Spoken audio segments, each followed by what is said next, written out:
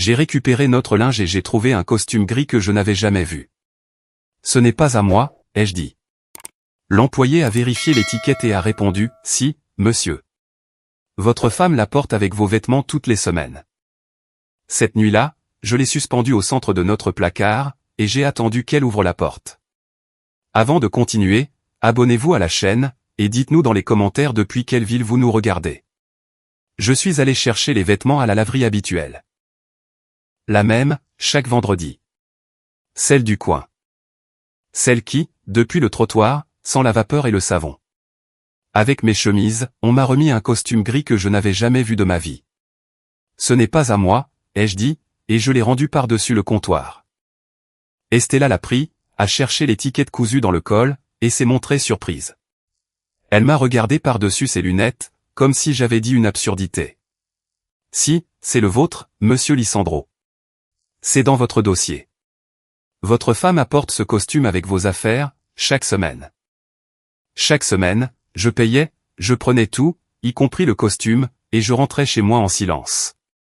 Ce soir-là, j'ai accroché le costume gris au milieu du placard, bien en vue, pile à l'endroit où elle ne pouvait pas ouvrir la porte sans le remarquer. J'ai éteint la lumière principale, je n'ai laissé allumer que la lampe de chevet, je me suis assis sur le bord du lit, et j'ai attendu qu'elle ouvre la porte. Je pensais qu'elle tremblerait, qu'elle inventerait quelque chose, que sa voix se briserait, ou qu'elle prendrait une seconde de plus pour trouver une réponse. Elle n'a pas tremblé. Cécilia est entrée, a posé son sac sur la chaise, a vu le costume suspendu au milieu du placard, et ne s'est même pas arrêtée. Elle a retiré une boucle d'oreille, puis l'autre. Elle les a posées dans la petite coupelle sur la commode, et m'a dit, avec la voix la plus calme du monde, « Oh, c'est à Octavio. » La laverie près de chez lui a fermé, et il m'a demandé de le déposer avec nos affaires. Ça fait un moment déjà. Octavio est mon petit frère, et ce costume, je le connaissais. Bien sûr que je le connaissais. Je l'avais vu à Noël, assis en face de moi. Je l'avais vu au baptême du fils de mon cousin. Je l'avais vu debout, près du cercueil de notre mère, pendant que je lui serrais l'épaule pour l'aider à retenir ses larmes. Ce qui m'a brisé, ce n'est pas le mensonge. C'est le calme. Personne ne ment avec autant d'assurance la première fois. Ce genre de tranquillité ne s'improvise pas. Ça se répète. Ça se répète pendant des années, jusqu'à ce que ce ne soit plus un mensonge, mais une habitude. Et moi, qui gagne ma vie en examinant l'intérieur des mécanismes, j'ai compris à cet instant que je vivais à l'intérieur de l'un d'eux depuis des années, sans même m'en rendre compte. Pourtant, j'ai simplement répondu, c'est bon. Dis-lui de le laisser là, jusqu'à ce qu'il vienne le chercher. Elle a souri. Elle m'a déposé un baiser sur le front, comme on embrasse un enfant qui va s'endormir, et elle est allée se laver le visage. Je suis resté assis sur le bord du lit, regardant ce costume gris, suspendu au centre de mon placard, entre ma chemise de travail et la veste bleu marine que je porte pour les veillées funèbres. Et je n'ai pas prononcé un mot de plus de toute la nuit. Je m'appelle Lisandro. J'ai 44 ans, et je suis horloger. Je travaille dans une boutique étroite, en plein centre-ville. Si étroite que, si j'écarte les bras, je touche les deux murs. C'était celle de ma mère. Elle l'a ouverte en 78, quand mon père nous a quittés, et qu'elle a dû inventer un moyen d'élever seul deux garçons. Elle a appris le métier auprès d'un vieil horloger suisse, qui a eu pitié d'elle, et qui a fini par la respecter. À sa mort, il y a 9 ans, elle m'a légué la boutique, la boîte à outils, et un carnet manuscrit détaillant les particularités de chaque marque. Ma vie tenait en une phrase, ouvrir à 9h, fermer à 19h, dîner à 20h30. Le lundi, j'organise le travail de la semaine. Le mardi, les vieux clients arrivent, ceux qui apportent des montres qui ne valent plus rien, mais qui ont appartenu à un père, un grand-père, ou un mari décédé. Le mercredi, je nettoie les pièces. Le jeudi, je fais les livraisons. Et le vendredi. Le vendredi, je ferme plus tard, car le centre-ville se remplit de gens qui sortent du travail, et il y a toujours quelqu'un qui se pointe avec un bracelet cassé ou une pile morte, à 19h15, le vendredi. Le détail était là, sous mes yeux pendant des années, et je ne l'avais pas vu. Cécilia et moi étions mariés depuis 15 ans. Nous nous étions rencontrés dans le magasin de meubles où elle travaillait, quand j'y suis allé pour acheter une vitrine pour la boutique. Nous avons négocié le prix pendant une demi-heure, et je suis reparti sans la vitrine, mais avec son numéro de téléphone. Nous nous sommes mariés 2 ans plus tard, lors d'une petite cérémonie. Pas de grande fête, car aucun de nous n'avait d'argent, et parce qu'elle disait que les grandes fêtes, c'était pour les gens qui ont besoin de témoins. Nous n'avons pas eu d'enfants. Nous avons essayé pendant un temps, puis nous avons arrêté d'en parler. C'est l'une de ces choses qui s'effacent dans le silence d'une maison, comme un meuble qu'on pousse contre un mur, et que plus personne ne déplace. Et cela me convenait. Cela me convenait vraiment. Je pensais que nous avions un bon mariage. Pas un mariage de cinéma, pas de ceux où l'on se lasse dans la cuisine, mais un mariage sérieux, avec les factures payées, et une maison paisible. Si on m'avait posé la question 3 jours avant ce fameux vendredi, j'aurais répondu que nous allions bien. Que l'amour s'était un peu refroidi, oui. Mais que cela arrive à tout le monde après 15 ans. Que ce n'était la faute de personne. C'est ce qu'on se dit. Le temps. Quelle excuse commode. Octavio a 5 ans de moins que moi. C'est un agent immobilier, un bel homme, le genre de type qui attire tous les regards quand il entre dans une pièce. Il a toujours été le charmeur des deux. Moi, j'étais celui qui restait dans l'arrière-boutique, ma loupe vissée sur l'œil. Lui, c'était celui qui faisait rire ma mère. Quand elle est morte, Octavio a tellement pleuré à la veillée, que les gens allaient vers lui pour le consoler. Moi, je me tenais près du cercueil, la main sur son épaule, tenant le coup pour nous deux, comme toujours. J'ai payé ses études. J'ai épongé 2 de ses dettes. Je lui ai prêté de l'argent pour l'apport de son appartement, et je ne lui ai jamais réclamé.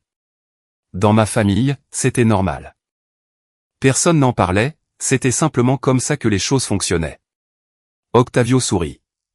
Il a épousé Sandra il y a 3 ans. Une femme bien, le genre qui vous demande comment vous allez, et qui attend vraiment la réponse. Elle est enceinte de 5 mois maintenant. Quand ils l'ont annoncé chez ma tante Irene, Octavio m'a serré dans ses bras devant tout le monde, et m'a chuchoté à l'oreille que, si c'était un garçon, il lui donnerait le prénom de notre mère en 2e prénom, féminisé, pour qu'il ne se perde pas. J'ai été ému devant tout le monde. J'ai vraiment été ému, ce soir-là. Après que Cecilia s'est endormie, je suis resté dans la cuisine, avec seulement la lumière de la hotte allumée, la seule qui ne réveille personne. J'ai sorti le reçu de la laverie de ma poche de pantalon, et je l'ai posé sur la table. Un petit papier orange, avec le numéro de compte, la date, et la liste des articles dactylographiés, 4 chemises, 2 pantalons, une nappe, un costume 2 pièces, gris. Je l'ai retourné, j'ai regardé le verso, je l'ai relu, bien que je le connusse déjà par cœur. Et c'est là que j'ai commencé à faire ce que je fais de mieux. Quand une montre retarde, son propriétaire vous dit qu'elle retarde. C'est tout ce qu'il sait, il ne vous dit pas pourquoi. Le travail de l'horloger n'est pas de croire le propriétaire, c'est d'ouvrir le boîtier, et de regarder le mécanisme. Le problème n'est presque jamais là où le propriétaire le pense. Ce n'est presque jamais la grosse pièce. C'est un spiral tordu, un rubis usé, un grain de poussière sur un axe que personne ne regarde. Et il y a une règle, que ma mère m'a enseignée quand j'avais 25 ans, avec ma loupe sur l'œil et sans lever la tête, ne force jamais une pièce à rentrer. Si elle ne rentre pas, c'est parce qu'elle n'a rien à faire là. Le costume gris ne rentrait pas. Il se pouvait que la laverie près de chez Octavio est fermée. Il se pouvait qu'il ait demandé ce service à ma femme. Tout cela pouvait être parfaitement vrai. Mais il y avait un détail qui ne collait pas, un tout petit détail, de la taille d'un grain de poussière sur un axe. Estella n'avait pas dit, depuis quelques semaines. Estella avait dit, ça fait un moment déjà, et elle l'avait dit avec le naturel de quelqu'un qui répète une chose faisant partie de sa routine, pas comme quelqu'un qui se souvient d'un fait récent. Pour elle, ce costume faisait autant partie de mon dossier que mes chemises. En plus, il y avait le détail du jour. Les vendredis. Je fermais tard le vendredi. Et il y avait une 3e chose, celle que je voulais le moins regarder, car c'était celle qui faisait le plus mal. Cecilia ne m'avait posé aucune question. Pas une seule. Si votre mari rentre à la maison, accroche le costume de son beau-frère au milieu du placard, dans un endroit où il est impossible de le rater, et s'assoit sur le lit pour vous attendre dans la pénombre, la réaction naturelle est de demander. Qu'est-ce qui ne va pas? Tu vas bien? Pourquoi tu l'as mis là? Elle n'a rien demandé. Elle a répondu. Elle a répondu avant même que je ne puisse poser la question. C'était ça, le grain de poussière sur l'axe. C'était la pièce qui n'avait rien à faire là. J'ai rangé le ticket orange dans ma boîte à outils, dans le petit tiroir du bas, là où je garde les vis qui ne servent à rien, mais que je ne jette pas pour autant. Je ne sais pas vraiment pourquoi je l'ai gardé. À cet instant, je n'avais aucun plan, je n'avais rien. Je ne savais que deux choses.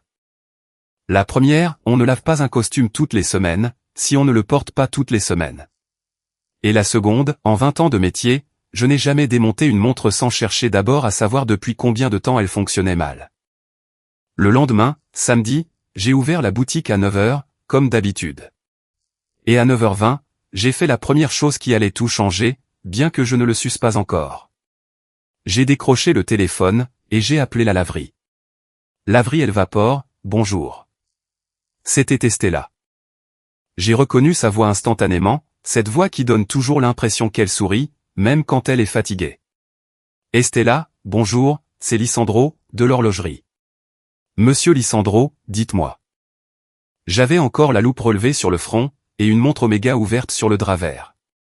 Je regardais le mécanisme pendant que je parlais, car c'était plus facile pour moi de mentir en fixant des engrenages qu'en regardant le mur. Je voulais vous demander quelque chose à propos du costume gris. C'est juste que mon frère m'a demandé un service, et je veux le lui rendre proprement, avec tous les reçus, pour qu'il voie qu'on ne lui a rien facturé. Vous savez comment sont les frères. Estella a ri. Oh que oui, je sais.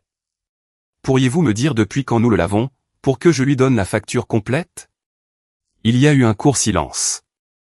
J'ai entendu le bruit d'un tiroir qui s'ouvre, des papiers, le bruit de ces vieux dossiers en carton qu'ils utilisent encore, depuis que leur système informatique a planté une fois et qu'ils ont tout perdu. Voyons voir. J'ai votre dossier juste ici. Attendez que je l'ouvre. J'ai attendu. La trotteuse de l'Oméga tournait sur le drap vert, marquant le temps d'un autre homme. Le voilà, a-t-elle dit. Regardez, monsieur Lisandro, votre dossier est vieux, hein. Vous étiez client avant même que je commence ici. Oui, depuis notre mariage. Eh bien, le costume gris. Attendez, je l'ai noté avec une marque spéciale, car il ne rentre pas dans le forfait familial, il est facturé séparément. La première fois qu'il apparaît, c'est. Elle a fait une pause, et je l'ai entendu glisser son doigt sur le carton. En mars. Mars, il y a 6 ans. Je n'ai rien dit. Monsieur Lisandro, je suis toujours là. Est-ce que la facture vous convient? Parce que, si vous voulez, je peux vous faire le total. Mais je vous préviens, ça va faire beaucoup. Ça fait 6 ans de vendredi. 6 ans de vendredi. J'ai fait le calcul dans ma tête, parce que c'est ce que je fais toujours, parce que ma tête est pleine de petits chiffres. 52 vendredis par an. 6 ans. 312 fois que ce costume est entré et sorti de cette laverie, dans un sac portant mon nom de famille. 312 fois que ma femme a franchi cette porte, avec les vêtements d'un autre homme mélangés aux miens. Faites-moi le total, s'il vous plaît, ai-je dit. Mais ce n'est pas pressé pour aujourd'hui. Quand vous pourrez. Je le récupérerai vendredi prochain, en venant chercher le linge. Parfait. Et Estella, encore une chose. Dites-moi, vous gardez les vieux reçus? Les talons, je veux dire? Pfiou, tous. Mon patron me tuerait si j'en jetais un seul. J'en ai des boîtes et des boîtes dans l'arrière-boutique. Pourquoi? Pour rien.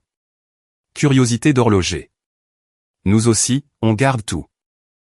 J'ai raccroché, abaissé ma loupe, les relevé, puis abaissé à nouveau. J'ai regardé l'Oméga ouverte, et je n'ai rien vu. Pour la première fois en 20 ans, j'étais devant un mécanisme ouvert, et je ne voyais absolument rien. Mars, il y a 6 ans. J'ai essayé de me souvenir de ce qui s'était passé en mars, il y a 6 ans. Au début, rien ne m'est venu. On ne stocke pas les mois comme ça, mais ensuite, lentement, ça a commencé à refaire surface.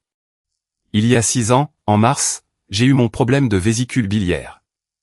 C'était une sale histoire. La douleur a commencé un dimanche soir, et j'ai fini sur la table d'opération le mercredi. J'ai été hospitalisé pendant 4 jours, puis je suis resté à la maison pendant 3 semaines, incapable de soulever quoi que ce soit de lourd. Cécilia a pris soin de tout.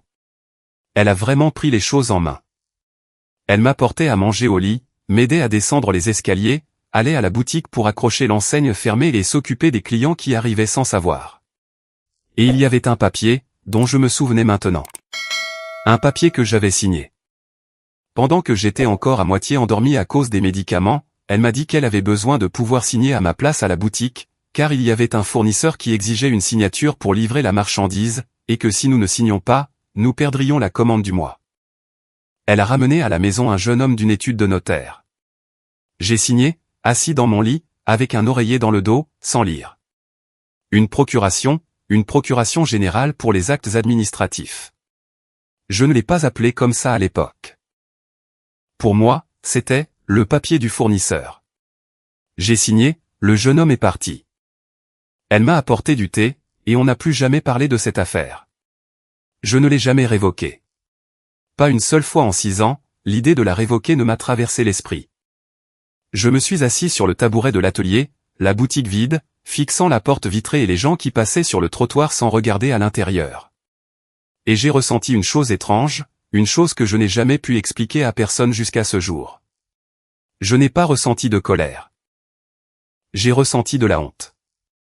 De la honte envers moi-même, pour avoir été si facile à duper. Un homme qui passe sa vie à regarder le minuscule, ce que personne d'autre ne voit. Le rubis d'un demi-millimètre, le spirale tordu à un endroit qu'il faut trouver avec une lumière rasante. Et je n'avais pas vu un costume gris entrer chez moi chaque vendredi, pendant 6 ans. Ce week-end-là, je n'ai rien fait. Je veux dire, je n'ai fait aucune des choses que les gens attendent de vous. Je n'ai pas fouillé le téléphone de Cécilia. Je ne l'ai pas suivi. Je ne l'ai pas confronté, je ne lui ai pas crié dessus. Le samedi midi, j'ai fermé la boutique, je suis rentré à la maison, et nous avons déjeuné ensemble.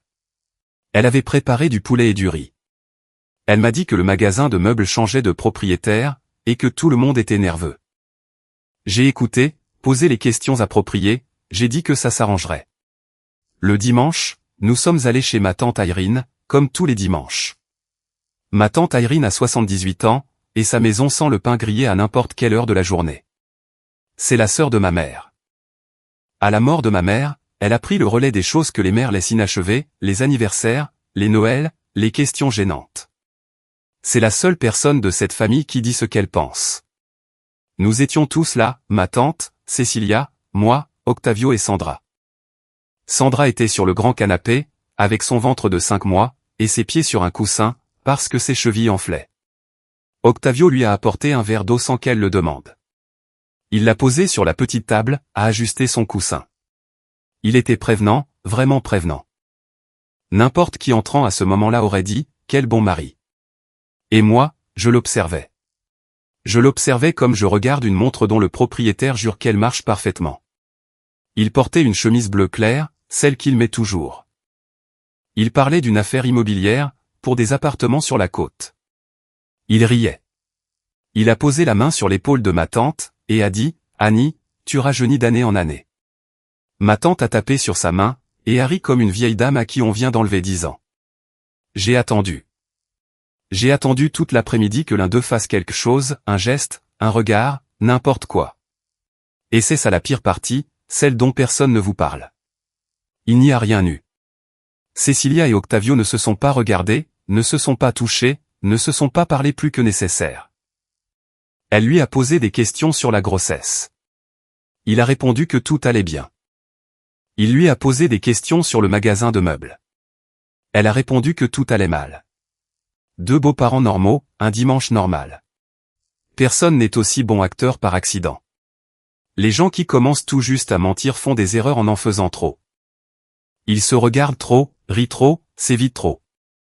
Je le sais, parce que je l'ai vu dans le mariage d'un client, il y a des années, quand l'homme venait pleurer à l'horlogerie.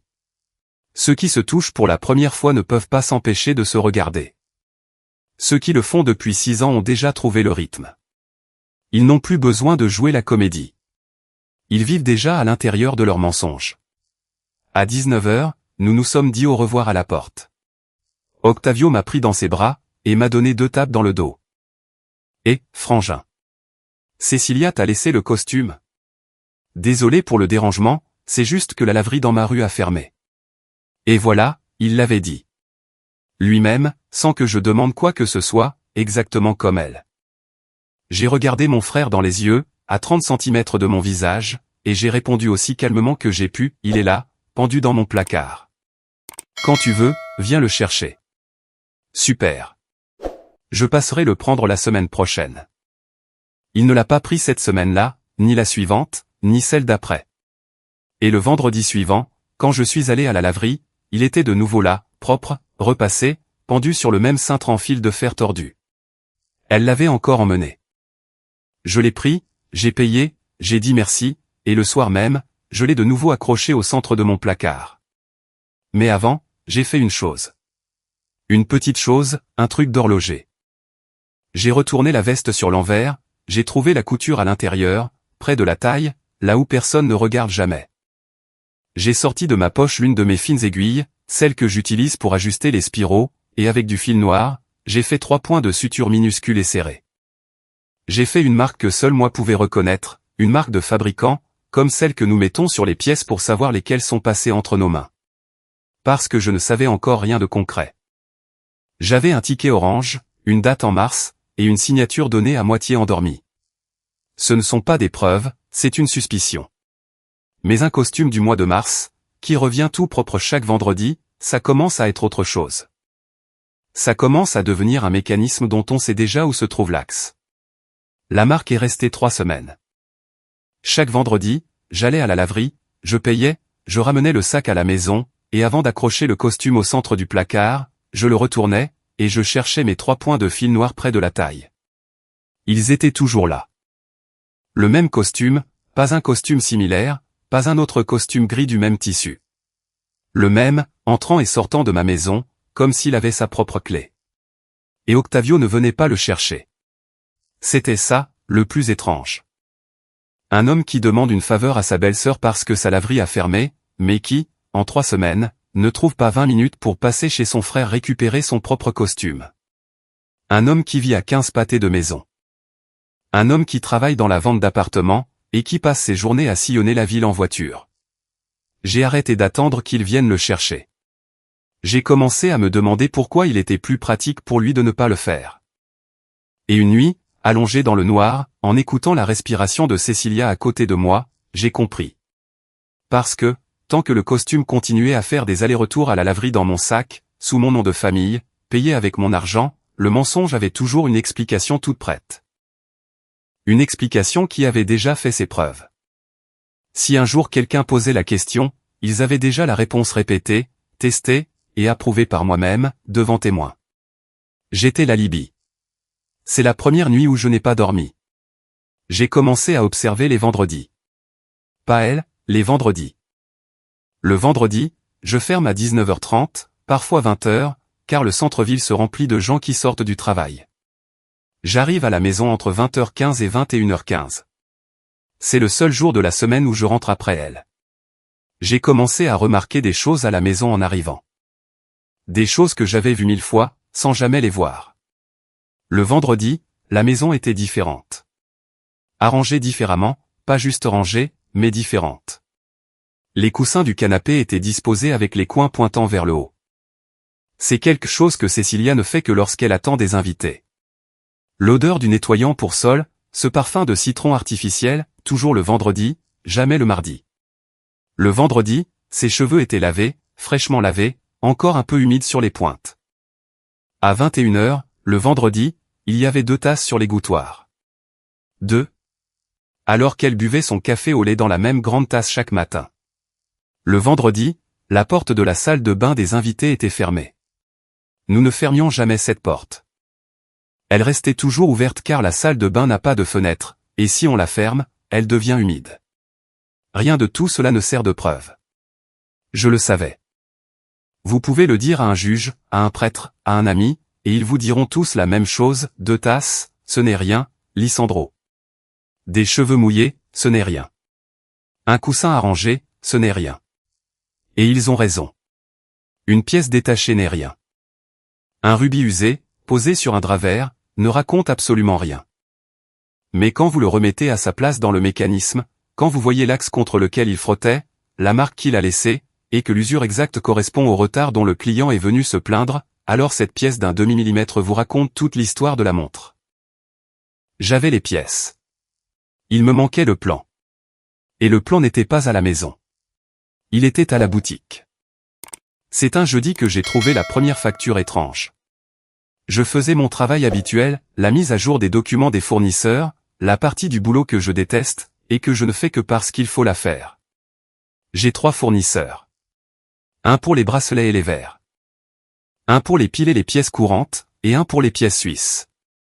C'est le fournisseur cher, celui que j'utilise peu, celui qu'on paie par virement bancaire parce qu'il n'envoie personne encaisser. Et là, dans le dossier du fournisseur cher, il y avait une facture de février, de 380 €, pour des pièces de calibres automatiques. Je n'avais pas acheté de pièces pour calibres automatiques en février. Je le sais, car en février, je n'avais pas une seule montre automatique dans l'atelier. J'avais une Seiko mécanique, 2 Casio à pile, et l'Omega du docteur Miranda, qui avait besoin d'une couronne, pas d'un calibre. J'ai regardé la facture à nouveau. Elle avait le bon en tête. Elle avait le bon numéro de client. Tout était correct. Et en bas, la signature de réception. Ce n'était pas mon écriture. C'était celle de Cécilia. Cette écriture ronde et soignée, typique d'une femme qui a passé 12 ans à remplir des bons de commande dans un magasin de meubles. J'ai gardé la facture dans ma main si longtemps que mon bras s'est engourdi. Puis, je suis allé chercher le dossier de l'année précédente, et celui d'avant, et celui d'encore avant. J'ai fermé la boutique à 16 h, un jeudi. Une chose que je n'avais jamais faite en 9 ans. J'ai accroché le panneau, je reviens dans un instant, j'ai baissé le rideau de fer à moitié, et je me suis assis sur le sol de l'atelier, parmi les boîtes d'archives, avec tous les dossiers ouverts autour de moi. Je suis resté là jusqu'à 23 h. Cécilia m'a appelé 2 fois. Je lui ai dit que j'avais un travail urgent, pour un client qui partait en voyage. Elle m'a dit de ne pas me tuer à la tâche, d'en laisser pour demain. Elle m'a dit qu'elle m'aimait. Je lui ai répondu que je l'aimais aussi. Les montants étaient petits. C'était ça l'astuce.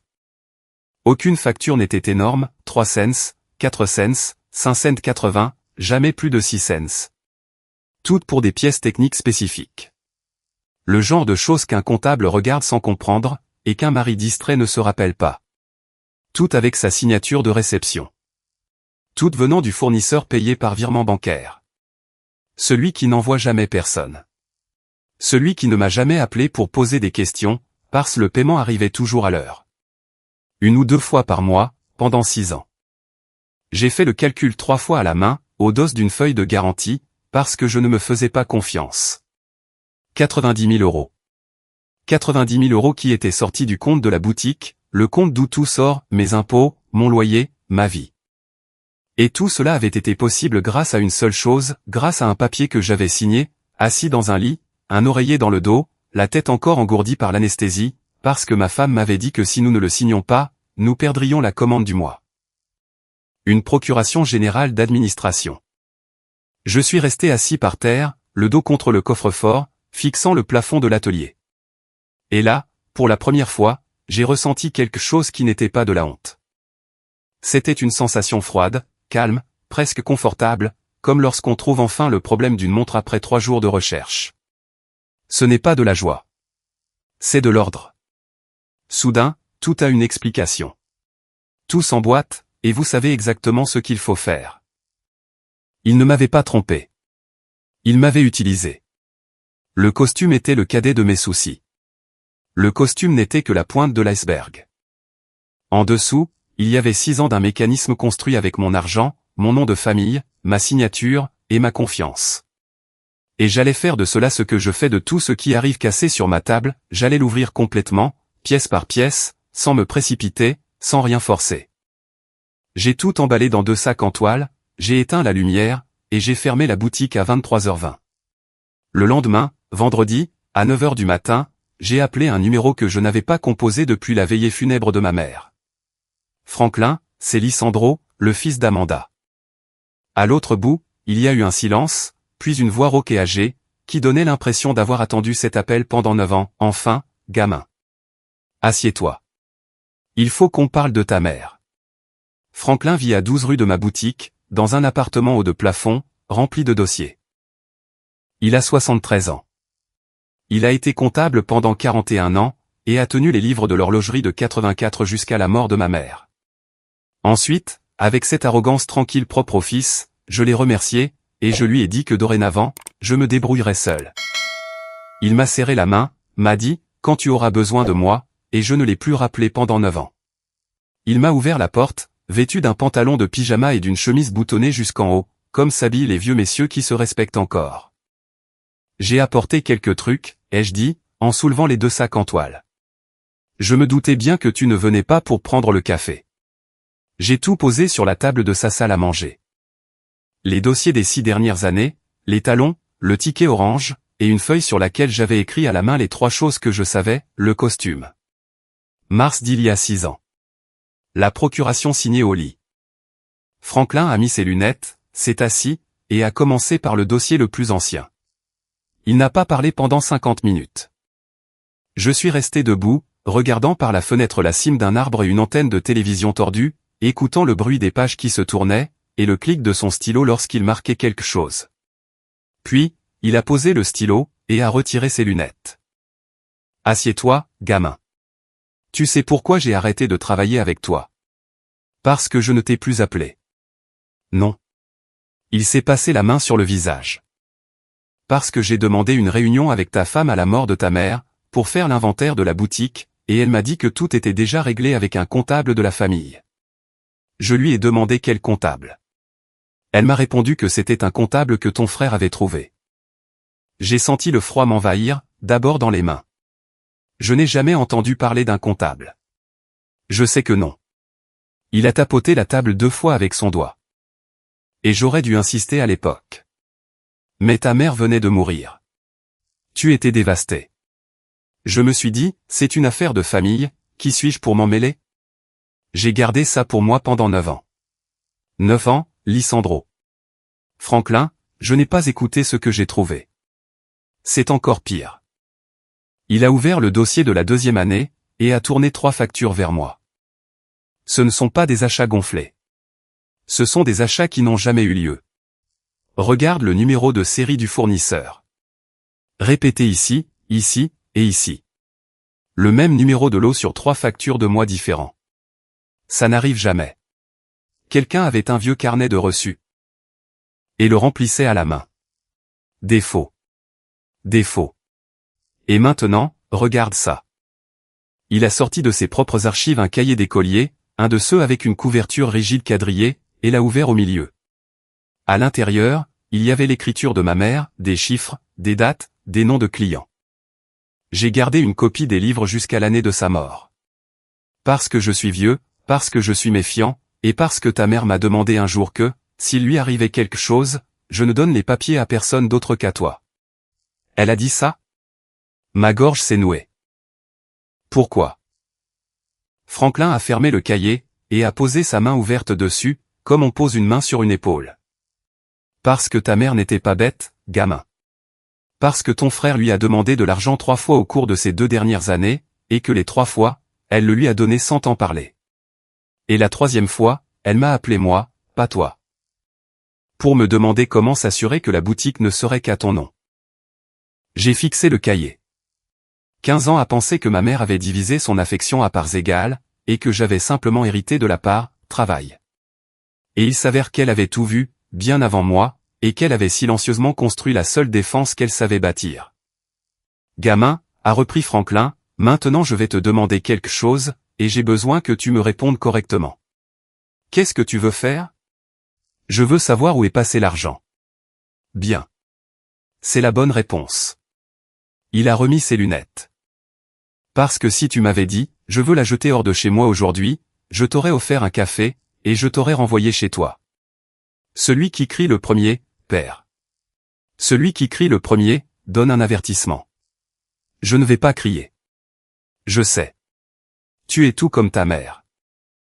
Il nous a fallu 9 jours. 9 jours à aller chez Franklin après la fermeture de la boutique, à manger un sandwich debout, et à passer en revue les transactions jusqu'à 23 heures. Il a demandé les relevés bancaires complets du compte de la boutique sur 6 années entières, et il les a étalés sur le sol de la salle à manger, comme s'il s'agissait des plans d'un bâtiment. Et c'était là. Ce n'était pas dans les factures. Les factures n'étaient que le moyen de sortir l'argent. La destination, c'était autre chose. Chaque mois, entre le 6 et le 8, un virement fixe partait de mon compte. 1250 €. Toujours le même montant. Toujours la même référence, écrite avec 3 lettres, ADM. Administration, Adi Franklin. C'est une agence immobilière. C'est le paiement d'un loyer, Lisandro. Quelqu'un paie un loyer avec ton argent depuis 6 ans. Pour où? Ça, c'est à toi de le découvrir. Je sais lire les chiffres. La rue n'est pas dans les chiffres. L'agence immobilière se trouvait sur l'avenue principale, à 10 pâtés de maison de ma boutique. J'y suis entré un mardi à 11 h du matin, avec un dossier sous le bras, et le visage d'un homme qui s'ennuie et qui fait une course. Bonjour. Je viens pour le paiement des frais d'administration d'un logement.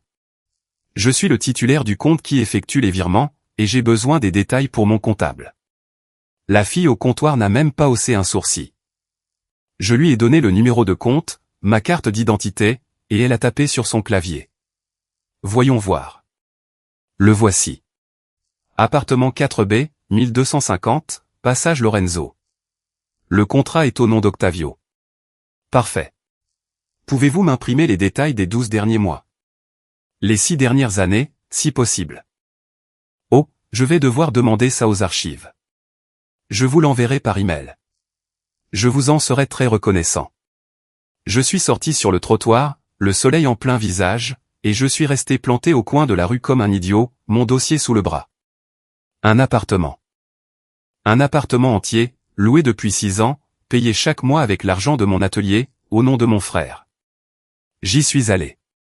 Bien sûr que j'y suis allé. Le 1250, Passage Lorenzo, est un petit immeuble de 4 étages, avec une porte en verre et une rangée d'interphones en laiton. Je me suis posté de l'autre côté de la rue, à l'ombre d'un platane, un vendredi à 19 h 20. Et à 19 h 45, je l'ai vu sortir d'un taxi. Cécilia, avec son sac du magasin de meubles, et cette démarche rapide qu'elle a quand elle est en retard quelque part. Elle a cherché ses clés dans son sac sans s'arrêter. Elle a ouvert la porte vitrée avec sa propre clé. Sa propre clé. Elle est entrée, et la porte vitrée s'est refermée toute seule derrière elle, avec ce bruit lent des fermes portes hydrauliques. J'ai regardé ma montre, 19 h 48. Puis j'ai levé les yeux vers le 4e étage, comptant les fenêtres jusqu'au B, et j'ai attendu que la lumière s'allume.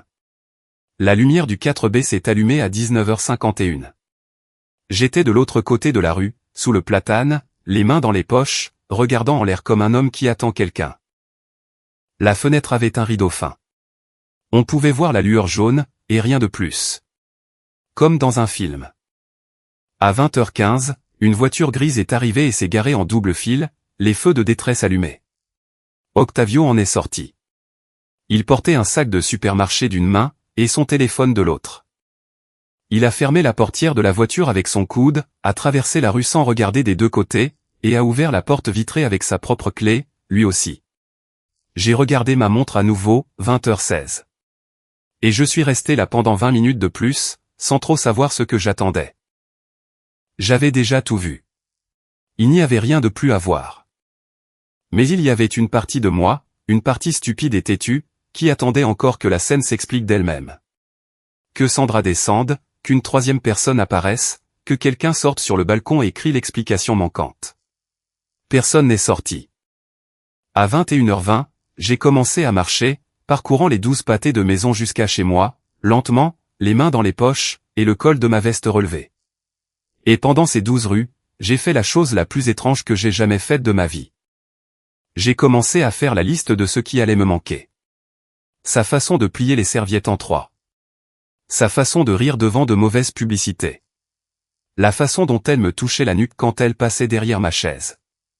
L'odeur du poulet et du riz, le samedi. 15 ans. On ne peut pas jeter 15 ans à la poubelle d'un seul coup. Même si l'on découvre que la moitié n'était qu'un mensonge. Ce qui me faisait mal, ce n'était pas de la perdre. C'était de perdre l'homme que j'avais été avec elle. Celui qui faisait confiance sans vérifier. Celui qui signait des papiers sans les lire. Celui qui croyait que l'amour se refroidit de lui-même, à cause du temps. Cet homme est mort ce soir-là, au coin du passage Lorenzo. Et c'était à mon tour de continuer à marcher à sa place. Je suis rentré chez moi à 21h15. Cécilia est arrivée à 21h30, les pointes de ses cheveux humides. Pfiou, quelle journée, a-t-elle dit en posant son sac sur la chaise. Tu as mangé? Je t'ai attendu. Oh, mon amour, ne m'attends pas. Tu vas finir par manger à minuit à cause de moi. J'ai réchauffé les restes d'escalopes panées de la veille. Nous avons mangé à la table de la cuisine, face à face, avec les informations en fond sonore, et je l'ai regardé. Je l'ai regardé comme on regarde un mécanisme déjà démonté sur le drap vert, quand on sait déjà exactement quelle pièce à lâcher, mais qu'on veut quand même rester assis avec un peu plus longtemps, parce qu'on n'arrive pas à croire que quelque chose d'aussi petit ait pu tout arrêter. Quoi, a-t-elle dit, la bouche pleine. Rien. Tu es jolie. Elle a ri. Elle a vraiment ri, avec ce rire surpris qu'elle avait quand on sortait ensemble. Tu agis bizarrement. Ça doit être la fatigue. C'était la dernière fois que je la voyais rire, sans se douter de rien. Le lendemain, j'ai commencé. Et je veux bien expliquer cette partie, car c'est celle que les gens ne comprennent pas. Tout le monde pense que lorsqu'on découvre une chose pareille, ce qu'il faut faire, c'est confronter l'autre, crier, casser quelque chose, mettre les preuves sur la table, et savourer l'expression sur son visage. Je travaille avec des montres, et il y a une chose que l'on apprend dès la première année dans ce métier, si le mécanisme est sous tension, et que vous relâchez les freins d'un coup, vous ne réparez rien. Tout vole en éclats. Les pièces s'éparpillent dans l'atelier, et vous passez ensuite 2 semaines à chercher un rubis d'un demi-millimètre sous un meuble. D'abord, on relâche la tension lentement, puis on l'ouvre. Le lundi, à 9h du matin, je suis entré dans l'étude du notaire avec Franklin à mes côtés. J'ai révoqué la procuration. L'opération a pris 40 minutes et a coûté 110 €. Le notaire a lu le document. Il m'a demandé si j'en comprenais la portée. J'ai dit oui. J'ai signé, et cette fois, j'ai lu chaque ligne avant de signer. Il m'a fallu 11 minutes pour lire 1 page et demie. Le notaire a attendu sans rien dire. Franklin, assis à côté de moi, n'a rien dit non plus. Quand nous sommes sortis dans la rue, Franklin m'a serré le bras. Bien. Maintenant, ne change rien d'autre. Comment ça, rien d'autre? Rien. Ne ferme pas l'ancien compte. Ne déplace pas l'argent. Ne change pas un seul mot de passe. Et s'ils prennent plus? C'est exactement ce que je veux.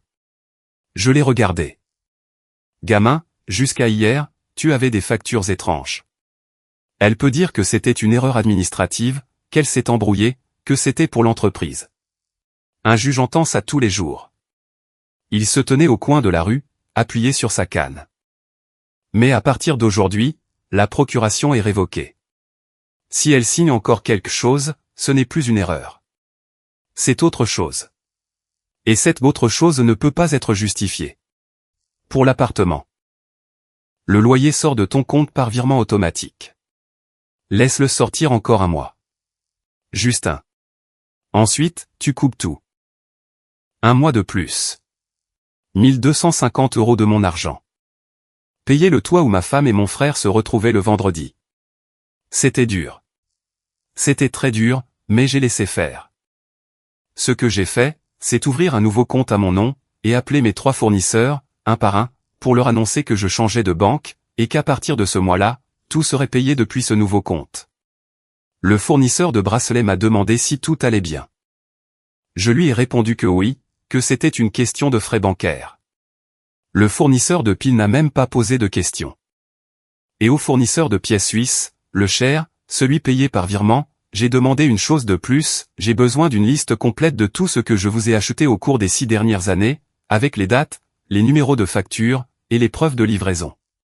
Et à qui? À l'autre bout, il y a eu un court silence. Y a-t-il un problème, monsieur Lisandro? Je mets de l'ordre dans de vieux papiers. Rien de plus. Ils me l'ont envoyé en 4 jours, dans une grande enveloppe portant le sceau de l'entreprise. Franklin et moi l'avons ouverte dans sa salle à manger, le soir même. Sur les 71 factures que j'avais dans mes dossiers, l'entreprise en reconnaissait 43. 28 n'existait pas 28 factures avec de faux en tête, des numéros de lot répétés, la signature de réception de Cécilia, et le paiement effectué depuis mon compte. Franklin les a empilés, les a alignés en tapant le bord contre la table, et m'a regardé par-dessus ses lunettes. Gamin, écoute-moi bien. Ce n'est plus un problème de couple. C'est un délit, faux en écriture privée, et gestion frauduleuse. Et elle ne l'a pas fait seule. Quelqu'un a dû se procurer le carnet de reçus, et quelqu'un a signé les bons de livraison. Octavio. Ça reste à prouver. Mais si l'appartement est à son nom, et que c'est ton compte qui le paie, tu tiens le fil. Puis, il est resté silencieux un long moment, faisant tourner le stylo entre ses doigts.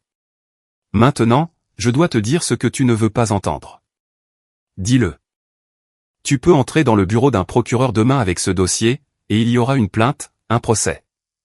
Et dans 2 ou 3 ans, avec de la chance, une condamnation, et tu récupéreras une partie de l'argent. Mais ton frère dira, lors des repas de famille, que tu l'as dénoncé par jalousie. Et ta tante, qui a 78 ans et qui ne comprend rien aux factures, le croira, parce qu'il pleure mieux que toi. Il a posé le stylo. Tu gagneras le procès, et tu perdras toute ta famille. Et dans 3 ans, quand le verdict tombera, plus personne ne s'en souciera. J'ai regardé la pile de fausses factures. Et c'est là que j'ai compris ce qui manquait. Il fallait qu'il le voie. Pas le juge. Ceux qui s'assoient à cette table le dimanche. Franklin, ai-je dit, c'est quand l'anniversaire de ma tante Irene? Il a lentement relevé la tête.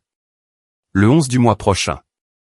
Et tu penses pouvoir organiser tout ça dans des dossiers séparés, d'ici le 10? Franklin a souri, pour la première fois en 3 semaines. C'était un sourire laid, celui d'un vieil homme qui attendait quelque chose depuis très longtemps. Gamin, ça fait 9 ans que j'ai organisé tout ça. J'attendais juste que tu viennes le chercher. Il restait 23 jours avant l'anniversaire de ma tante Irene. 23 jours à vivre avec ma femme, à manger en face d'elle, à dormir à 30 cm de son dos, en sachant tout. Les gens me demandent comment j'ai pu supporter ça. Et la vérité est simple, même si elle semble cruelle. J'ai tenu le coup, parce que j'avais du travail à faire. Un homme qui a une tâche devant lui peut tout endurer. Ceux qui craquent sont ceux qui ne savent pas quoi faire de ce qu'ils savent. J'avais une liste. Je l'avais écrite au dos d'une feuille de garantie, et je la gardais dans le petit tiroir des vices inutiles, sous le ticket orange. Il y avait 6 choses. La première, c'était l'argent, et c'était déjà réglé. La deuxième, c'était la boutique.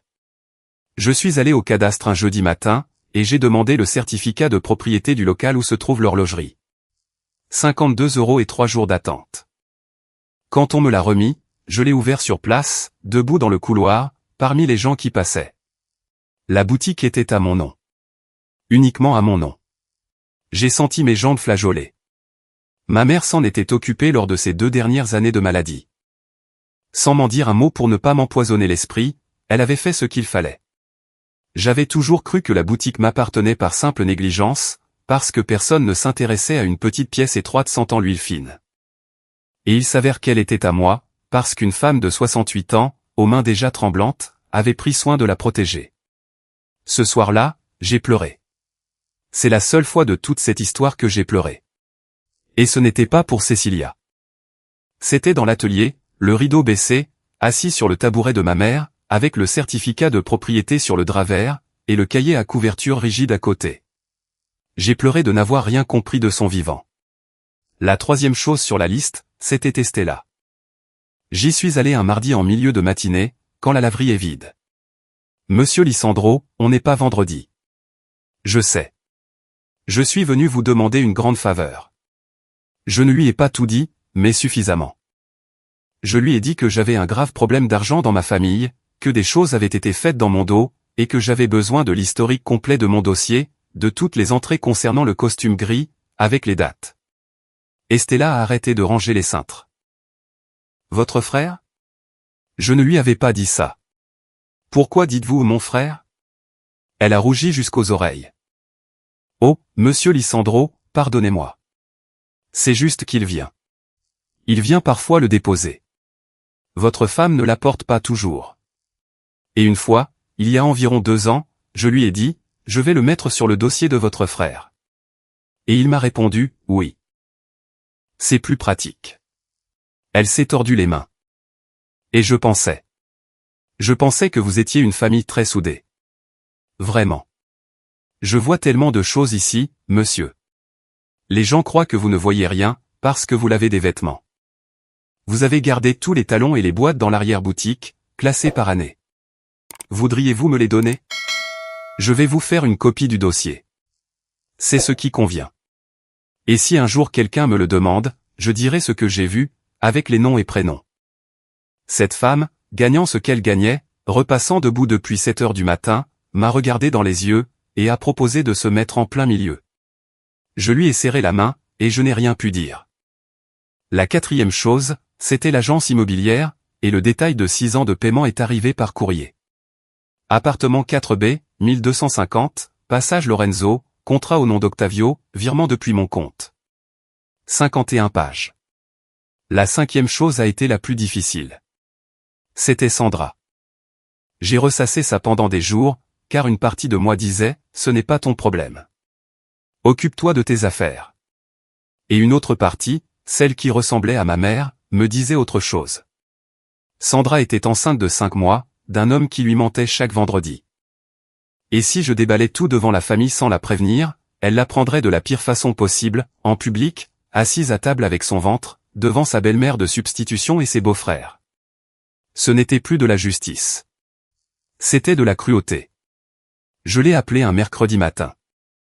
Sandra, c'est Lisandro. On peut prendre un café? Juste tous les deux. Il y a eu un silence de 2 secondes. 2 secondes qui m'en ont dit plus que ce à quoi je m'attendais. Il y a un problème? Oui. Ça concerne Octavio? Oui. Un autre silence. À 16 heures, au café de la place. Elle est arrivée à 16h05, s'est assise lentement en posant ses 2 mains sur son ventre pour se mettre à l'aise, et m'a regardé droit dans les yeux. Dis-moi. J'avais le dossier sur le siège à côté de moi. Je ne l'ai pas encore sorti. Sandra, avant toute chose, je veux te demander une chose. Est-ce que tu te doutais de quelque chose? Elle a fixé sa tasse. Les vendredis, a-t-elle dit. Le vendredi, c'est réunions immobilières. 6 ans de réunions le vendredi. Elle a levé les yeux, et ils étaient secs. Et ça m'a plus impressionné que si elle avait pleuré. Je lui ai posé la question une fois, il y a 3 ans. Il m'a dit qu'il travaillait double, pour qu'on puisse acheter. Et je me suis senti comme une ordure de l'avoir demandé. Il ne le faisait pas pour toi. Je sais. Elle a serré les doigts. Dis-moi. Avec qui? Et c'est là que ça a été difficile pour moi. Plus difficile que n'importe quoi d'autre dans ma vie. Avec Cécilia. Sandra n'a pas crié, n'a pas couvert sa bouche, n'a fait aucune des choses qu'on voit à la télévision. Elle a fermé les yeux, a pris 2 grandes inspirations, et a hoché la tête lentement, comme quelqu'un qui reçoit enfin des résultats d'analyse qu'il connaissait déjà. Chez ta tante, a-t-elle dit, le dimanche, ils ne se parlent pas. Personne ne reste sans parler à sa belle-sœur pendant 6 ans, Lisandro. Personne. J'ai posé le dossier sur la table. Il y a autre chose. Et c'est pire que la tromperie. Je lui ai tout montré. Les fausses factures, la signature de Cécilia, la procuration que j'avais signée à moitié endormie, les virements, le bail de l'appartement au nom de son mari, les 90 000 euros. Sandra a lu chaque page. Ça lui a pris 40 minutes. J'ai commandé un autre café, et je l'ai laissé lire. Quand elle a eu fini, elle a posé ses mains ouvertes sur la pile de papier. L'appartement où nous devions emménager à la naissance du bébé, a-t-elle dit. Il m'a dit qu'il le payait avec ses commissions. C'est mon atelier qui le payait. Elle est restée silencieuse un long moment. Qu'est-ce que tu vas faire? Le 11, à l'anniversaire de ma tante. Devant tout le monde. Et pourquoi me le dis-tu avant? Je l'ai regardée. Elle avait 29 ans, un ventre de 5 mois, et des mains de travailleuse. Parce que tu n'as rien fait. Et parce que, si tu la prends à cette table sans être au courant, tu te souviendras de cette humiliation pour le reste de ta vie. Je préfère que tu arrives en sachant. Et si tu me demandes de ne pas le faire devant toi? Je ne le ferai pas. J'irai au bureau du procureur, et c'est tout. Sandra a tendu la main, et l'a posée sur la mienne, sur la table. Fais-le, Lisandro. Fais-le. Mais à une condition. Celle que tu veux. Que je sois assise à côté de ta tante. Elle l'aime comme un fils. Quand ça arrivera, quelqu'un devra lui tenir la main. Je suis sorti du café à 18h moins le quart, avec mon dossier sous le bras, et un sentiment nouveau dans la poitrine. Ce n'était ni de la colère, ni de la tristesse. C'était de la solidarité.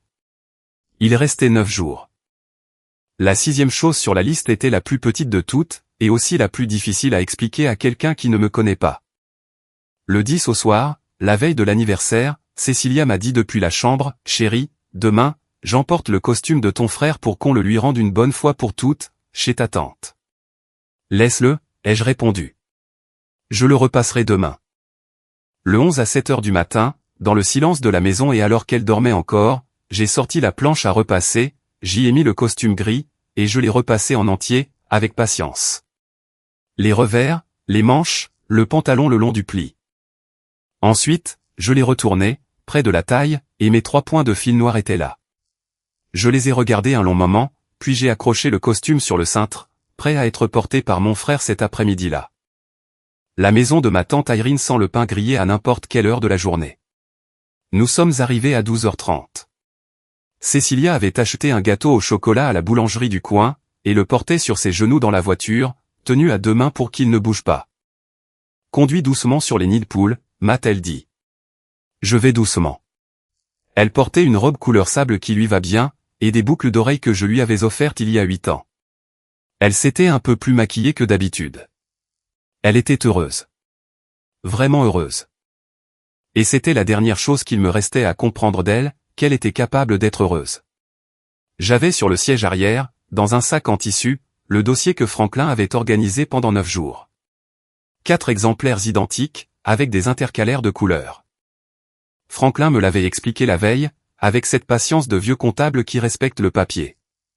Un pour toi, un pour Sandra, un pour ta tante, avec les gros chiffres surlignés en jaune, parce qu'elle ne voit pas bien. Et le 4e, c'est celui que tu vas lui laisser sur la table. Et à quoi sert celui-là? Pour qu'il ne puisse pas dire, plus tard, qu'il ne l'a pas vu. Il a tapoté le dossier du doigt. Gamin, demain tu ne vas pas beaucoup parler. Celui qui parle beaucoup a l'air de se défendre. Tu donnes ça, et tu te tais. Le papier parle mieux que toi. Octavio et Sandra sont arrivés à 13h15. Il est sorti de la voiture, vêtu du costume gris. Je l'ai vu depuis la fenêtre de la cuisine, pendant que ma tante remuait une casserole, et j'ai senti un frisson sur ma nuque. Voilà mon frère qui traversait le trottoir, ajustant sa veste à 2 mains, avec cette façon bien à lui de marcher comme si le monde lui devait quelque chose. J'avais repassé ses revers 6 heures plus tôt. Il est entré, et a rempli la maison, comme toujours. Tantine. Ma belle Tantine. Il l'a soulevée de terre. Ma tante a 78 ans, et il l'a soulevée de terre. Elle a éclaté de rire, lui a tapé sur le bras, et lui a dit qu'il allait la tuer. Puis il m'a serré dans ses bras. Petit frère. T'as la classe. Ah, regarde. Il a ouvert sa veste des 2 mains, fier. Le fameux costume. Cécilia l'a pris en otage pendant 2 mois. Et il a ri. Et tout le monde a ri. Cécilia a ri aussi, tout en versant le soda sans lever les yeux des verres. Sandra est entrée en dernier, lentement, les 2 mains sous son ventre. Elle m'a cherché du regard dès qu'elle a franchi la porte. J'ai hoché la tête. Elle a pris une profonde inspiration, et est allée directement s'asseoir à côté de ma tante. Nous avons mangé. Ce fut un déjeuner normal. C'est le détail que je n'arrive toujours pas à me sortir de la tête, ce fut un déjeuner tout à fait normal. Ma tante a raconté l'histoire du voisin qui était tombé du toit en réparant une antenne pour la 3e fois. Octavio a parlé d'un nouvel immeuble vendu sur plan. Cécilia a fait l'éloge de la sauce. J'ai servi l'eau.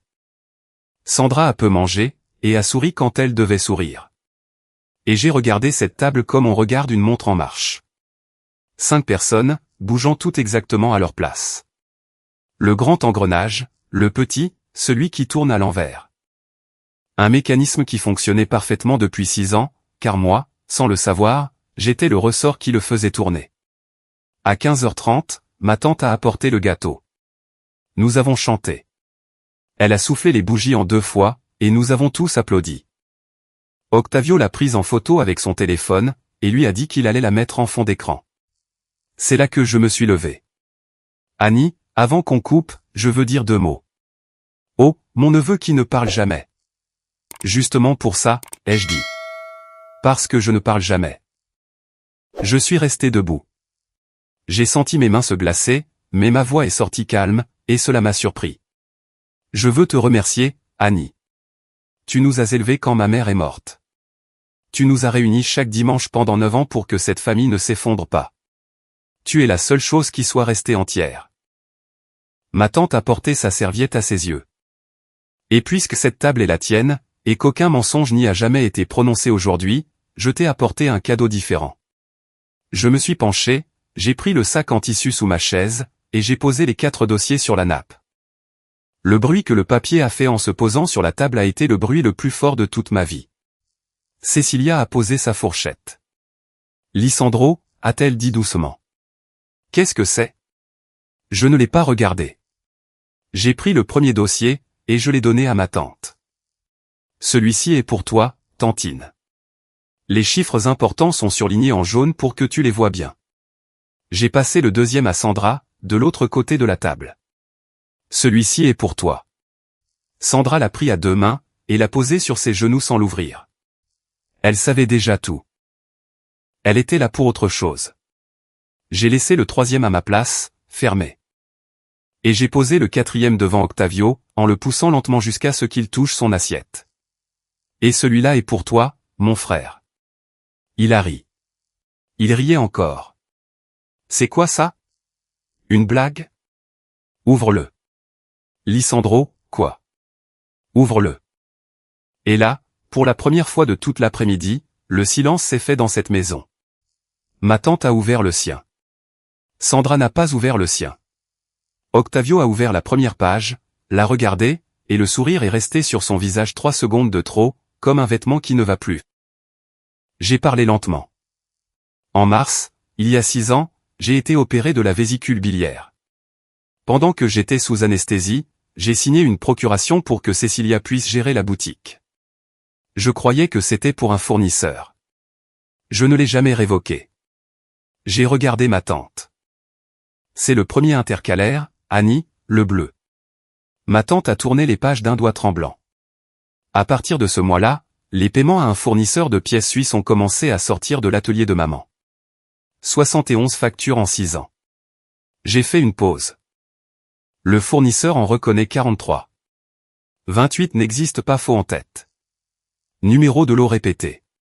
Toutes signées pour réception avec l'écriture de ma femme. Cecilia a blêmi. Elle n'a rien dit. L'intercalaire vert, c'est la banque. Chaque mois, entre le 6 et le 8, 1250 sortent de mon compte avec la référence ADM, et ce depuis 6 ans d'affilée. Octavio a fermé le dossier. Lisandro, on parlera de ça ailleurs. L'intercalaire rouge, ai-je continué sans élever la voix, c'est l'agence immobilière sur l'avenue. 51 pages. Appartement 4B. 1250 passages Lorenzo. Contrat de bail signé il y a 6 ans. J'ai regardé mon frère dans les yeux. À ton nom. Payé avec l'argent de l'horlogerie de notre mère. Ma tante Irene a levé la tête. C'était la première fois que je la voyais regarder Octavio avec un visage vide. Octavio. Annie, ce n'est pas ce que tu crois. Il y a des choses. Le total est sur la dernière page, ai-je dit. 90 000 euros qui sont sortis de la petite pièce étroite où maman a travaillé debout pendant 30 ans. Et puis, Cecilia s'est levée brusquement. La chaise a grincé contre le sol. Ça suffit. Sa voix tremblait. Tu es malade. Tu inventes une histoire parce que tu es jaloux, parce que tu as toujours été jaloux de ton frère. Je l'ai laissé terminer. Puis, j'ai glissé la main dans la poche intérieure de ma veste, et j'ai sorti l'enveloppe. À l'intérieur, il y avait une seule feuille, la copie du dossier de la laverie. 6 ans d'entrée pour le costume gris, avec les dates tapées à la machine, et la signature d'Estella au bas de l'original. Je l'ai placé au centre de la table, à côté du gâteau. Il y a un intercalaire de plus, le dernier. Cecilia a regardé le papier, et est restée là, les 2 mains posées sur le dossier de sa chaise. 312 fois, ai-je dit. Ce costume est entré dans cette laverie 312 fois en 6 ans. Toujours le vendredi. Toujours dans mon sac. Toujours payé par moi. Chaque vendredi, je fermais la boutique à 20 heures. Personne ne respirait. Et il y a 3 semaines, un vendredi à 19h48, je t'ai vu sortir d'un taxi, passage Lorenzo, et ouvrir la porte de cet immeuble avec ta propre clé. À 20h16, il est arrivé avec les sacs de course. La lumière du 4B était déjà allumée. Cécilia a ouvert la bouche, et rien n'est sorti. Et puis j'ai regardé le costume gris que mon frère portait, là, à 1 mètre de moi, à la table de ma tante. Octavio, lève-toi une seconde, et retourne ta veste sur l'envers. Quoi? Retourne la veste sur l'envers, près de la taille, sur le côté gauche. Lisandro, ça suffit. Arrête. Retourne-la sur l'envers. Il ne l'a pas fait. C'est Sandra qui l'a fait. Elle s'est levée lentement, les 2 mains sous son ventre. Elle a fait les 3 pas qui la séparaient de son mari, et a écarté violemment sa veste. Elle a cherché avec ses doigts sur la couture intérieure, près de la taille, et a trouvé les 3 points de fil noir. Sandra a tenu le tissu entre ses doigts pendant un long moment. Trop long. Puis, elle a lâché la veste, a fait un pas en arrière, et a regardé son mari de la tête aux pieds. Comme on regarde quelqu'un qu'on vient de rencontrer. 6 ans, a-t-elle dit. Et ce fut toute sa phrase. 2 mots. Octavio s'est mis à parler vite. Et c'est là qu'il a tout gâché pour lui-même. Car, jusqu'à cet instant, il lui restait encore une chance, il aurait pu se taire. Sandra, mon amour, écoute-moi. Ce n'est pas ce que tu crois. J'ai loué cet appartement comme investissement pour nous, pour la naissance du bébé, avec l'argent de ton frère. C'est l'argent de la famille, Sandra. Cette boutique appartenait à notre mère. Et c'est là que ma tante Irene a frappé la table de sa main ouverte. Ce ne fut pas un grand coup.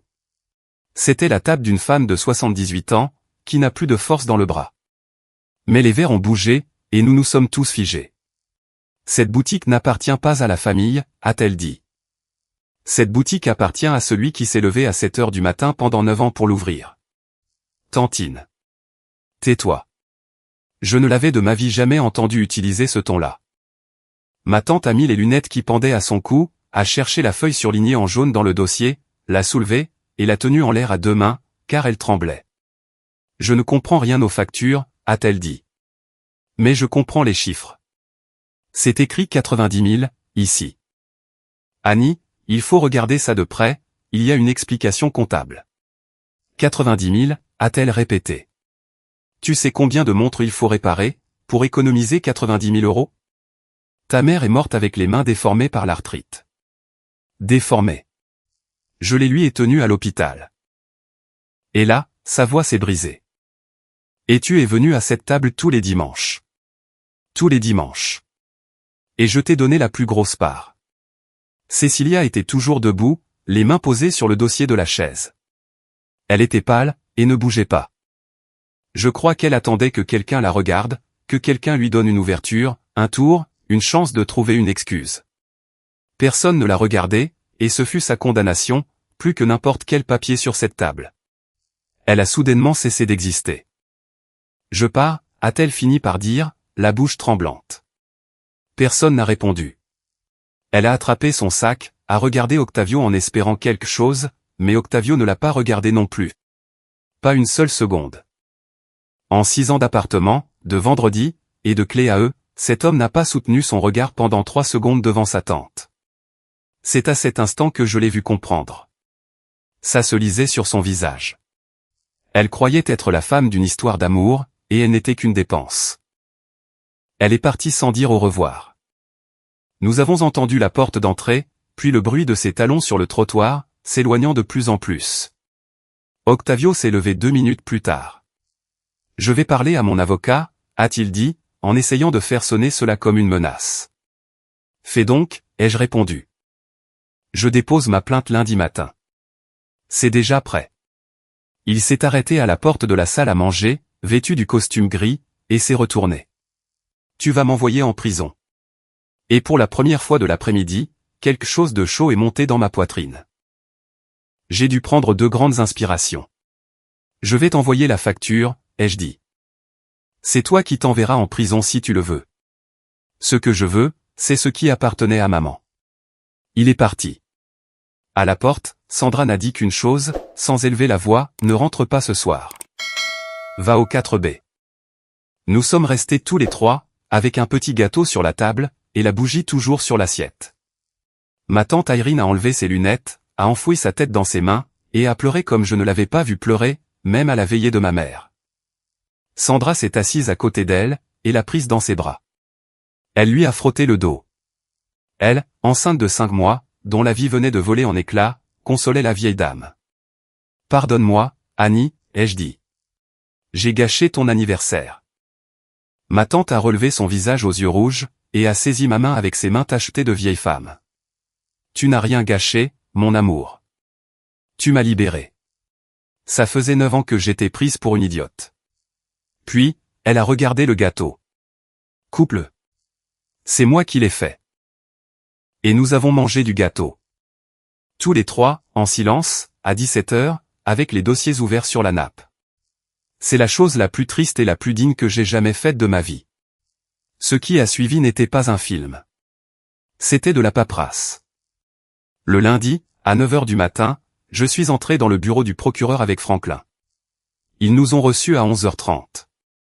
Nous avons présenté les 28 fausses factures, le rapport du fournisseur, les relevés, le contrat de l'agence immobilière, la révocation de la procuration, et la copie certifiée du dossier de la laverie. Le greffier qui a reçu la plainte a parcouru les pages lentement, et à un moment, a levé les yeux. C'est un comptable qui a monté ça. Celui-là, là-bas, ai-je dit en désignant Franklin. Ça se voit. Franklin n'a rien dit, mais il a ajusté sa cravate.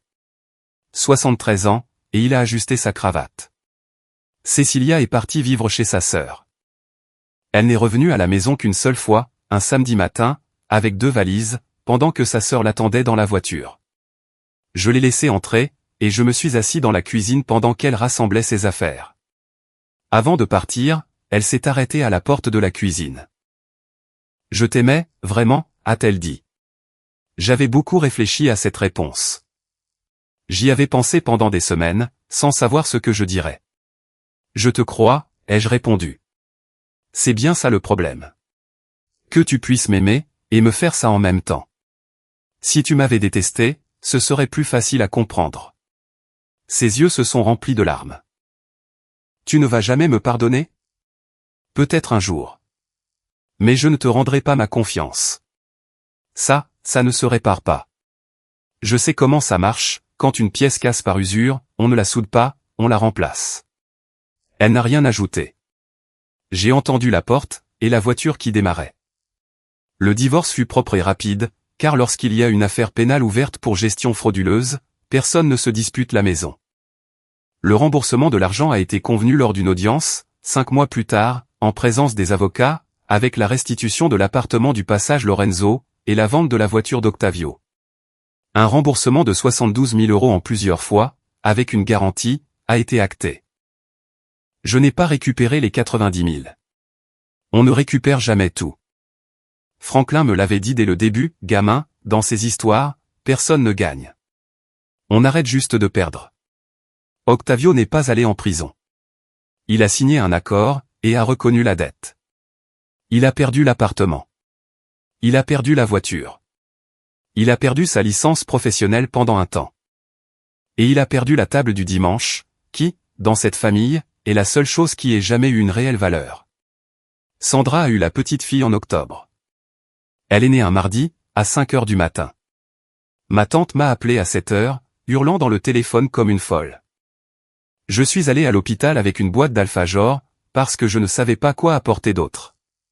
Sandra était dans son lit, ébouriffée, épuisée, avec une petite fille enveloppée dans une couverture jaune. « Tu veux la porter ? » « Je ne sais pas comment faire. »« Porte-la, Lisandro. » Et je l'ai tenue dans mes bras. Elle pesait moins qu'une boîte à outils. « Comment va-t-elle s'appeler ?» Sandra m'a regardé. « Le nom de ta mère. » Et là, debout dans le couloir d'un hôpital, avec un nouveau-né dans les bras, j'ai eu la gorge nouée, et je n'ai pas pu dire un mot. Octavio l'a reconnu, et paie une pension. Il la voit 2 week-ends par mois, chez ma tante, car Sandra ne veut pas qu'elle aille seule chez lui.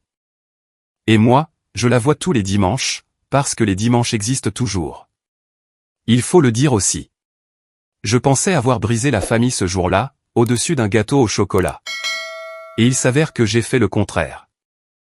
J'ai brisé ce qui était pourri de l'intérieur, et ce qui restait, c'est-à-dire peu de choses, est resté entier et propre pour la première fois depuis des années.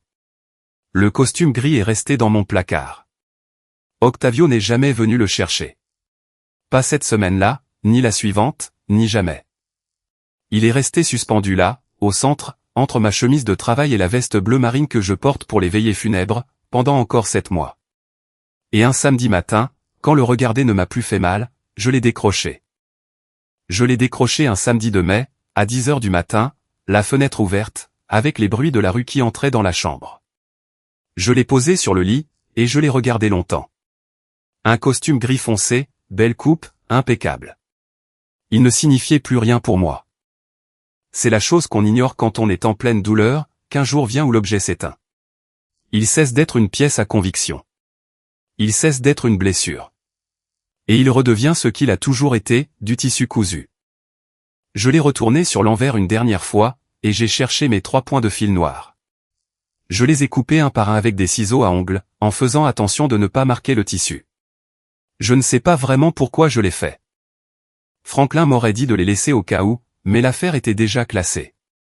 L'accord était signé, les mensualités arrivaient chaque mois, et je ne voulais pas avoir dans mon placard un objet portant ma signature cachée.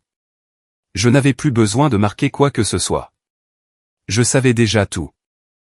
Je l'ai plié, mis dans un sac, et apporté à la paroisse du coin, où ils récupèrent des vêtements pour les personnes qui commencent un travail et n'ont rien à se mettre. La dame qui y travaille l'a sorti du sac, l'a tenu à la lumière, et m'a dit, « Quel beau costume. Ça sera très utile à quelqu'un. » Je l'espère. Il était à vous? Et j'ai réfléchi à la réponse plus longtemps que la question ne le méritait. Il venait de chez moi, ai-je dit. Enfin, je suis reparti avec les mains dans les poches, et ce fut le dernier jour où j'ai pensé à ce costume. Ça fait 1 an et demi que tout ça est arrivé. J'ouvre toujours la boutique à 9 heures, et je ferme à 19 heures. Le vendredi, je ferme à 20 heures, comme d'habitude. Ça ne me dérange plus. Les premiers mois, les vendredis étaient un coup de poignard. Maintenant, ce n'est plus qu'un jour où il y a plus de monde avec des piles mortes. Je n'ai changé que 2 choses. La première, j'ai encadré le certificat de propriété du local, et je l'ai accroché au mur de l'atelier, au-dessus de la table. Les clients pensent que c'est un diplôme. Je le regarde 3 ou 4 fois par jour, et je me souviens d'une femme de 68 ans, aux mains tordues par l'arthrite, faisant des démarches toute seule pour protéger l'avenir d'un fils qui ne remarquait rien. La seconde, j'ai embauché quelqu'un. Elle s'appelle Alicia. Nous étions camarades de classe au lycée, et nous ne nous étions pas vus depuis 25 ans.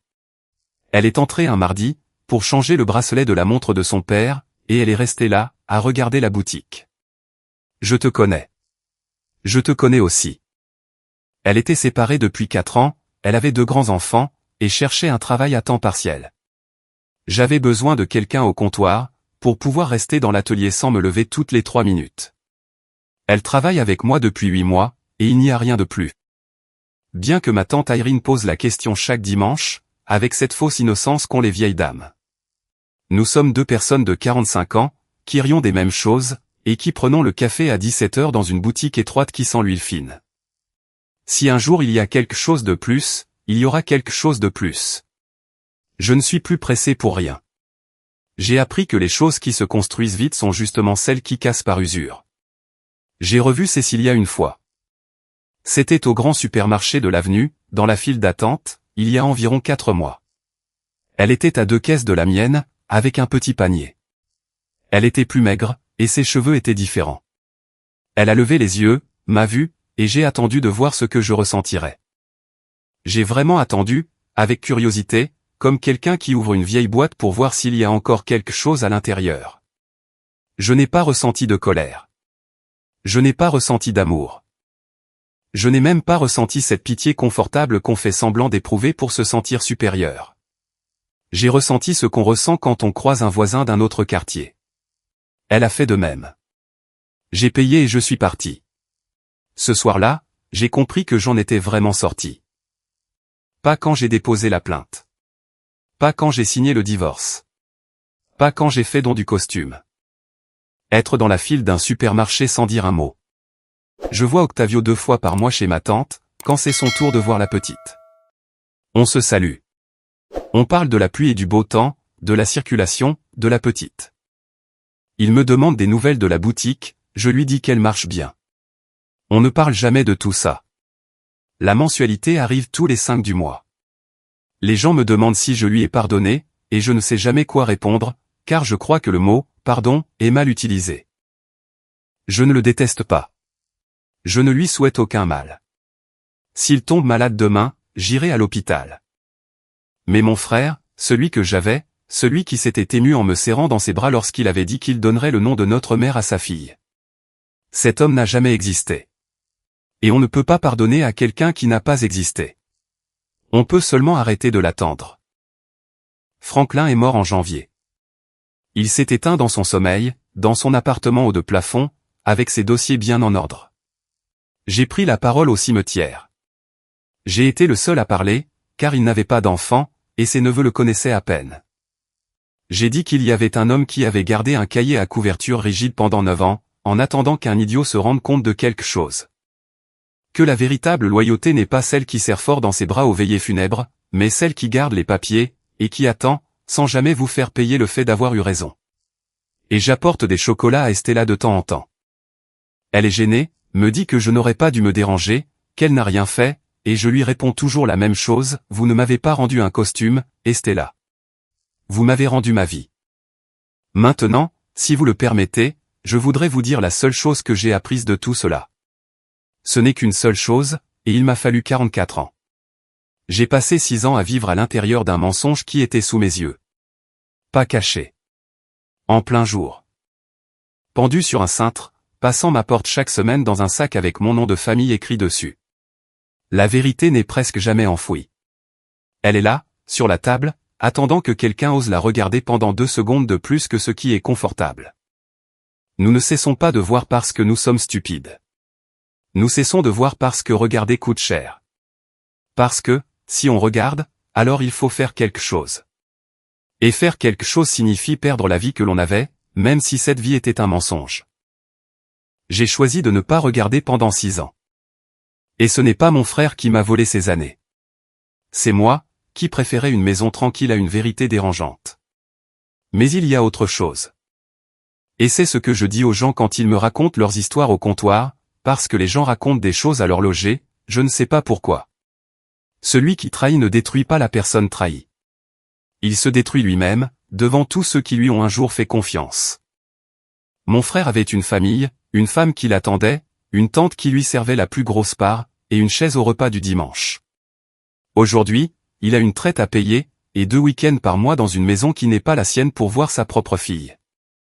J'ai perdu une femme et gagné une nièce, et perdu 18 000 € que je ne reverrai jamais. Mais j'ai récupéré l'atelier de ma mère, propre, sans une seule dette cachée, avec mon nom dans un cadre au-dessus de l'établi. Je travaille toujours avec une loupe sur l'œil. Je regarde toujours longuement avant de toucher. Et maintenant, quand quelqu'un m'apporte une montre et me dit « elle marche parfaitement », elle retarde juste un peu, je souris, et je donne toujours la même réponse. Un peu n'existe pas, monsieur. Soit elle marche bien, soit il y a quelque chose à l'intérieur qui s'est cassé il y a longtemps. Maintenant, je veux vous demander une chose. À vous, qui êtes arrivé jusqu'ici? Combien de fois avez-vous vu quelque chose d'étrange chez vous, en vous disant que ce ne devait être rien? Dites-le moi dans les commentaires. Ça ne m'intéresse pas de savoir si c'était finalement rien. Ça m'intéresse de savoir si vous osez regarder, parce que je suis sûr qu'il y a quelqu'un, en ce moment même, avec un costume gris pendu au centre de son placard, et qui ne s'en est toujours pas rendu compte.